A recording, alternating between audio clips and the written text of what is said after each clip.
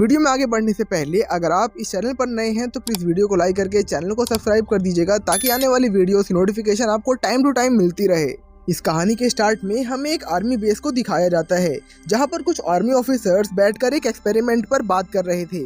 अब उन ऑफिसर्स का जो हेड था वो सबको ये बात बता रहा था कि हमारे पास जितने भी बेस पायलट या फिर सोल्जर्स होते हैं हम उनका इस्तेमाल तक नहीं कर पाते क्योंकि हमारे एरियाज में या फिर हमारे बेस के आसपास कभी कोई जंग हुई ही नहीं। इससे पहले कि हम उन ऑफिसर्स को अपने इस्तेमाल में लाएं वो रिटायर हो जाते हैं। तो इसी बात का जुगाड़ निकालते हुए वहाँ का एक ऑफिसर उनको बता रहा था कि हमने एक एक्सपेरिमेंट प्लान किया है जिसके मुताबिक होगा ये कि हम एक इंसान को एक चैम्बर में डालेंगे और उस चैम्बर में जाने के बाद वो इंसान एक बहुत लंबे समय के लिए सो जाएगा।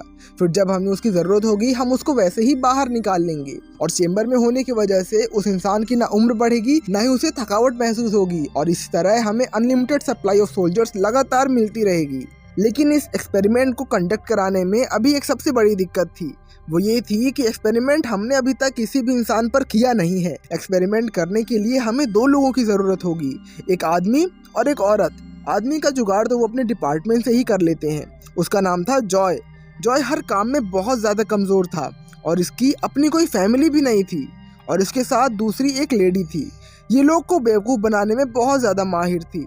इन ऑफिसर्स ने इसलिए इन दोनों को चुना था कि अगर इनके एक्सपेरिमेंट में किसी भी तरह की कोई भी खराबी हो गई फिर भी किसी को कोई फर्क नहीं पड़ेगा क्योंकि इनका कोई अपना है ही नहीं।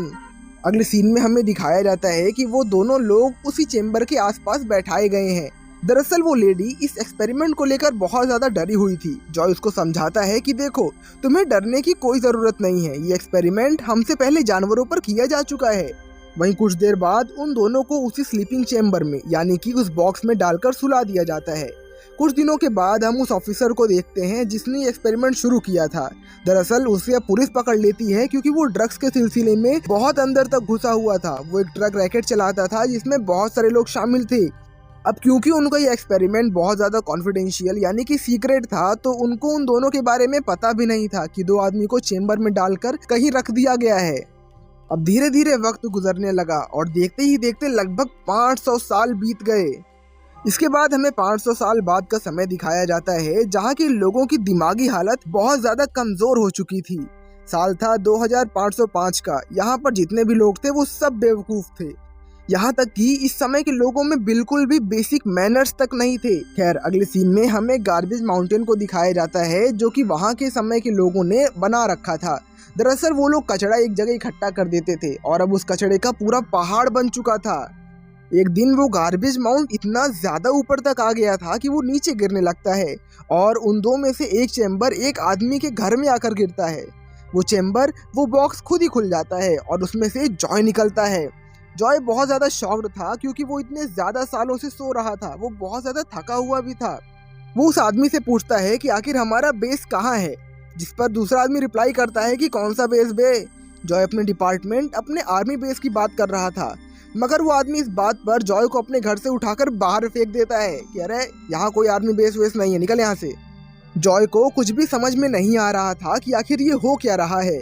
2505 के टाइम में सब लोग एक दूसरे को गालियाँ देकर बात करते थे और मजे की बात यह है कि इस बात से किसी को कोई प्रॉब्लम भी नहीं थी। जॉय को ये लग रहा था कि इतने टाइम से वो चेम्बर में था इसीलिए उसकी तबीयत बहुत ज़्यादा ख़राब हो गई है। अब वो अपने लिए पानी पीने का जुगाड़ ढूंढ रहा था। उसको एक वेल्डिंग मशीन दिखती है जिसमें से पिस्सू की ड्रिंक निकल रही थी। वो इस बात से बहुत ज़्यादा परेशान हो जाता है। तभी वो वहाँ से गुजर रहे एक आदमी को रोककर उससे पानी मांगता है। वो आदमी बहुत ज़्यादा हैरान होकर उससे पूछता है कि कौन सा पानी बे, वो पानी जो हम हगने के लिए इस्तेमाल करते हैं। जॉय कहता है कि नहीं नहीं मुझे पीने का पानी चाहिए, वो तो दूसरा होता है। दरअसल थोड़ी देर तक बहस करने के बाद जॉय को ये बात समझ में आ गई थी कि वो 2005 से 2505 में आ चुका है यानी कि अब वो 500 साल आगे आ गया है। जिसके बाद जॉय वहाँ से तुरंत एक डॉक्टर के पास जाता है जिसके थोड़ी देर बाद डॉक्टर से बातचीत करते वक्त डॉक्टर ये रियलाइज करता है कि जॉय के हाथ पर किसी भी तरह का कोई निशान या टैटू नहीं है। 500 सालों के बाद आदमियों के हाथ पर जो टैटू होता था वो उनके आईडी कार्ड के मुताबिक था यानी कि पैदा होने के बाद ही उनके हाथ पर टैटू लगा दिया जाता था। पर जॉय के हाथ पर ऐसा कोई टैटू नहीं था और ये देखकर डॉक्टर बहुत ज़्यादा डर जाता है। वो इतना ज़्यादा डर गया था कि उसने घबराहट में पुलिस को कॉल कर दिया। खैर उसके बाद वहाँ पर पुलिस आती है और जॉय को लेकर एक मशीन के पास ले जाती है जहाँ पर वो उसकी आईडी प्रूफिंग करा सके। मशीन के आगे बैठने के बाद वो ऑटोमेटेड मशीन उससे कहती है कि तुम मशीन में अपना हाथ डालो ताकि ये मशीन इसको नाम और पहचान दे सके। जिसके बाद मशीन पर एक नंबर आता है और उसी के मुताबिक जॉय को एक प्रोसेसिंग रूम में लाया जाता है, जहां पर ये लोग इसका आईक्यू टेस्ट लेते हैं। यानी कि ये लोग इसके दिमाग का टेस्ट कर रहे होते हैं कि वो कितना ज़्यादा समझदार है, क्योंकि अब वो जेल में था तो उसको उसके समझदारी के हिसाब से ही काम दिया जाएगा। जिसके बाद उसे आईक्यू टेस्ट वाली मशीन के आगे बैठाया जाता है। दरअसल उस आईक्यू टेस्ट वाली मशीन के आगे 2 सवाल आएंगे जिनका जवाब जॉन को देना होगा, और उस समय वो अपनी दुनिया का सबसे ज्यादा मुश्किल सवाल माना जाता था। और उनका सवाल ये था कि अगर एक बाल्टी के साथ तुम्हारे पास 2 गैलन है जबकि दूसरी बाल्टी के साथ तुम्हारे पास 4 गैलन है, तो बताओ तुम्हारे पास कितनी बाल्टी है। जॉय ये देखकर थोड़ा परेशान होता है कि अरे ये कैसा सवाल है, लेकिन वो उसका जवाब देता है कि तुम्हारे पास 2 बाल्टी है। जिसके थोड़ी देर बाद जॉय जेल वालों को बेवकूफ बनाकर वहां से भाग जाता है। दूसरी तरफ वही लेडी जिसका जॉय के साथ दूसरे स्लीपिंग चैम्बर में रखा गया था, उस लेडी का नाम रीटा था और अब वो स्लीपिंग चैम्बर से बाहर आ चुकी थी। यहाँ पर आकर भी लोग को बेवकूफ बनाकर उनसे पैसे चोरी कर रही थी। जिसके थोड़ी देर बाद जॉय वापस उसी घर में जाता है जहाँ पर उसका सबसे पहले स्लीपिंग चेम्बर खुला था। वहाँ पर जाके वो उस आदमी से कहता है कि अगर तुम मुझे टाइम ट्रेवल वाली मशीन के पास ले जाओगे, अगर तुम्हारी दुनिया में है, तो फिर मैं तुमको अपने टाइम में जाकर वहाँ से $100 बिलियन तुमको भेज दूंगा और इस तरह से तुम आज के टाइम पे बहुत ज़्यादा अमीर बन जाओगे। जिसके बाद वो बेवकूफ़ आदमी जॉय की बात को समझ जाता है। समझ में तो कुछ नहीं आया था, लेकिन वो ऐसा जता रहा था कि उसे सब पता है और वो उनके साथ काम करने के लिए राज़ी हो जाता है। जब वो वहाँ से टाइम ट्रेवल मशीन के पास जा रहे थे तभी वो रास्ते में रीटा को देखते हैं, जो कि लोगों को रास्ते पर बेवकूफ़ बनाकर पैसे ऐंठ रही थी। वहाँ पर पहुँचने के बाद वो रीटा को अपने साथ बैठाते हैं, सारी चीज़ें समझाते हैं और वापस वो तीनों जाते हैं उस टाइम मशीन को ढूंढने के लिए। जैसे ही ये लोग आगे बढ़ रहे थे तभी कुछ आगे जाने के बाद जॉय को दोबारा से स्कैन कर लिया जाता है। जिसके थोड़ी देर बाद वहाँ पर पुलिस आ जाती है और उनको पकड़कर दोबारा जेल में ले जाती है। इस बार जॉय को पुलिस स्टेशन नहीं बल्कि व्हाइट हाउस ले जाया जाता है। दरअसल व्हाइट हाउस में लोगों का आईक्यू इतना ज़्यादा कम था कि इस समय दुनिया में सबसे ज़्यादा हाई आईक्यू वाला इंसान था और उसे वहाँ की सेनेट में दाखिल कर लिया गया था। दरअसल वहाँ का प्रेसिडेंट ऐसा मान चुका था कि जॉय अब हमारे यहाँ की सारी दिक्कतों और समस्याओं का समाधान करेगा, क्योंकि हमें इस दुनिया के सबसे ज़्यादा तेज दिमाग वाले इंसान का दिमाग मिल चुका है और अब हमें फिक्र करने की भी कोई ज़रूरत नहीं है। खैर, अब ये लोग जॉय की मदद से दोबारा फसलों को तैयार करने वाले थे, क्योंकि उसका दिमाग इनके लिहाज से बहुत ज्यादा तेज चलता था। इसके बाद ये लोग जॉय को एक खेत में लेकर जाते हैं जहाँ पर फसल नहीं उग रही थी। तभी जॉय वहाँ पर रीटा और उस बेवकूफ आदमी को भी बुला लेता है ताकि ये उस आदमी की मदद लेकर टाइम ट्रेवल मशीन तक पहुँच जाएं और अपनी फ्रेंड को लेकर इस दुनिया से बाहर चले जाएं। मगर जब उस बेवकूफ़ आदमी का दिया हुआ वो नक्शा देखता है तो उसे पता चलता है कि इसको वो अपने से भी ज़्यादा बेवकूफ़ बना गया था, क्योंकि वो नक्शा इस तरह से बना था मानो किसी छोटे बच्चे ने बनाया हो। अब जॉय खुद ही उस टाइम ट्रेवल मशीन का पता करने गया था ताकि वो लोग अपनी उस दुनिया में दोबारा जा सकें।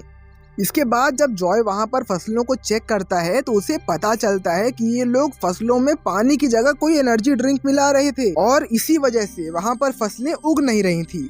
वो उनसे कहता है कि हमें ड्रिंक नहीं, इसमें पानी डालना चाहिए। मगर इस दुनिया में पानी का कोई भी इस्तेमाल नहीं था। पानी वो सिर्फ अपनी गेंड्स धोने के लिए इस्तेमाल करते थे। जॉन इनको समझाने की कोशिश करता है कि हमें फसलों में पानी डालना होगा तभी फसल उगेगी, मगर ये लोग उसकी बात मानने को तैयार तक नहीं थे। तभी यहाँ पर जॉय भी एक बेवकूफ़ी भरी बात करता है। वो उन लोग को समझाता है कि मैं फसलों से बात कर सकता हूँ। वो कहता है कि फसलें खुद मुझसे पानी मांग रही हैं।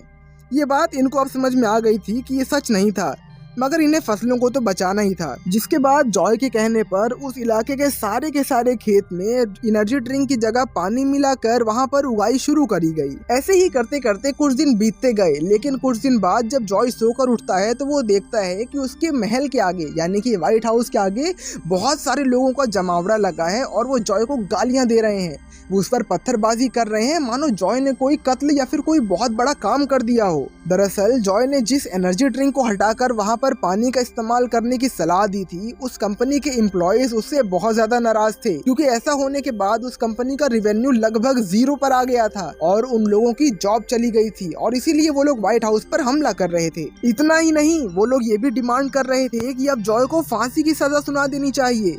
जिसके बाद पब्लिक प्रेशर में आकर जॉय को फांसी की सजा सुना दी गई।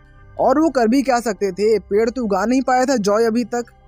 खैर, अब वो टाइम आ गया था जब जॉय को मौत की सजा सुनाई जानी थी और इसको देखने के लिए पूरा देश सामने आ गया था। पहले तो वहाँ बहुत ज्यादा लड़ाई उड़ाई की जाती है, मानो कोई बहुत बड़ा रॉयल रंबल चल रहा हो, और इस चीज का लाइव टेलीकास्ट पूरी दुनिया में लगातार किया जा रहा था। वहीं दूर बैठी रीटा भी ये नज़ारा बहुत ध्यान से देख रही थी और वो सोच रही थी कि आखिर वो जॉय की जान को कैसे बचा सकती है। ऐसे ही थोड़ी देर तक घूमने के बाद रीटा जब खेतों में देखती है तो उसे पता चलता है कि जॉय का प्लान काम कर गया था। खेतों में अब फसलें आनी शुरू हो गई थी, जिसके बाद उसके दिमाग में एक आइडिया आता है। वो जाती है उस जगह जहाँ पर वो मार धाड़ हो रही, वहाँ से कैमरामैन को ले आती है और उन फसलों को लाइव टेलीकास्ट करा देती है। वहाँ पर वीडियो बनाकर ये लोगों को लाइव चलाते हैं और जब ये वीडियो सारी दुनिया देखती है तो जॉय की सजा माफ हो जाती है, क्योंकि जॉय की वजह से अब फसलें आने लगी थी और उनकी भुखमरी बहुत जल्दी खत्म होने वाली है। इसके बाद वहाँ के जो राष्ट्रपति थे वो ये अनाउंस करते हैं कि जॉय को वाइस प्रेसिडेंट बना दिया जाएगा, मगर जॉय कहता है कि मुझे अपनी दुनिया में जाना है। ये सुनकर वहाँ के लोग उदास हो गए थे, क्योंकि इनको जॉय से बहुत ज्यादा उम्मीदें थी। ये सब लोग एक एक करके जॉय को बाय कहते हैं, मगर एंड में हमें दिखाया जाता है कि जॉय उसी दुनिया का प्रेसिडेंट बन गया था और अब वो कहीं नहीं जा रहा था। और इसी सीन के साथ हमारी मूवी यही खत्म होती है। वीडियो पसंद आई हो तो वीडियो को लाइक कर देना, चैनल को सब्सक्राइब कर देना। चलो मिलते हैं अगली कहानी में, तब तक के लिए टेक केयर, बाय बाय।